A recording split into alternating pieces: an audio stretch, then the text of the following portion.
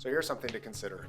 If a large truck and a small car get into a wreck, which one's going to fare better? Which one's going to protect its occupants better? The truck, of course, it's got more mass. It's got a more rigid, stronger frame and a lot more metal wrapped around its occupants than the small car does. This may help us to understand how our bodies work as well.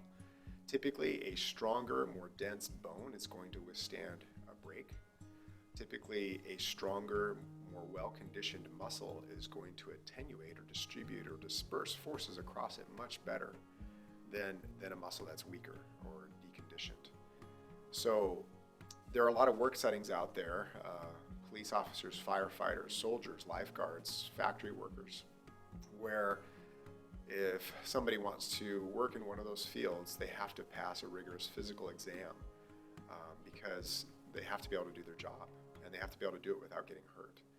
So if a job at a factory requires its workers to grip 25 pounds of pressure all day long, and the supervisor is hiring 2 workers, and one of those applicants has 100 pounds of grip strength. That means that if they're going to grip 25 pounds of pressure all day long, they're only working at 25% of their capacity. If the second applicant only has 50 pounds of grip strength, then they're working at half of their capacity to grip 25 pounds.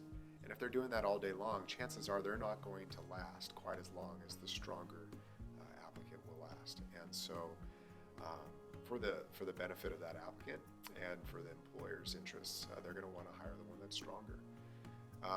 So though being active in life, doing yard work and walking your dog or walking in general, maybe doing some water aerobics may be great and have its benefits, you really ought to consider doing strength training to build up the strength of your muscles, your tendons, and your bones, so that you have more well-conditioned tissues in your body and perhaps a little bit more mass to be able to attenuate or spread out the forces and the stresses of life. It's far less likely that you'll break down and have problems with bursitis, tendonitis, and other injuries.